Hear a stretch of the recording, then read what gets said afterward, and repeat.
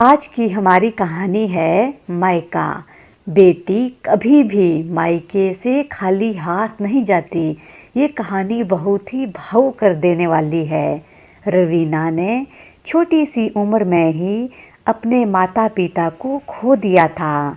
दादा दादी ने पूरे लाड प्यार से पाला था। चाचा चाची और बच्चों को वो फूटी आँख नहीं भाती थी। इसलिए दादाजी चाचा जी से अलग रहने लगे थे।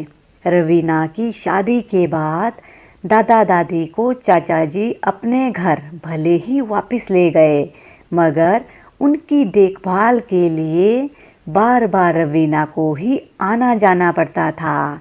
अपनी गृहस्थी के साथ साथ रवीना पूरी जिम्मेदारी से उनका ख्याल रखती थी। कुछ समय पहले पति की बदली दूसरे शहर में हो गई।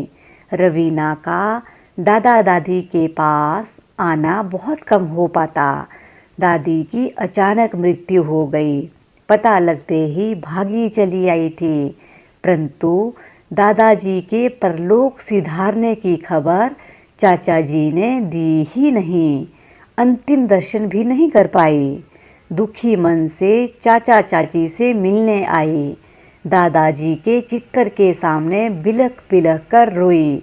चाचा चाची से स्नेह की कोई उम्मीद उसे नहीं थी।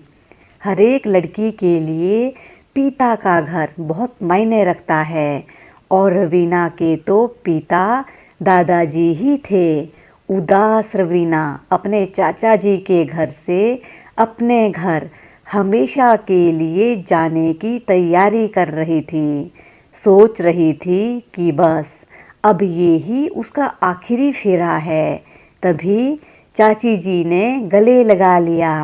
बोली, दादाजी नहीं रहे तो क्या अब से ये ही तेरा मायका है? तेरे दादाजी ने मुझे तेरी जिम्मेदारी दी है।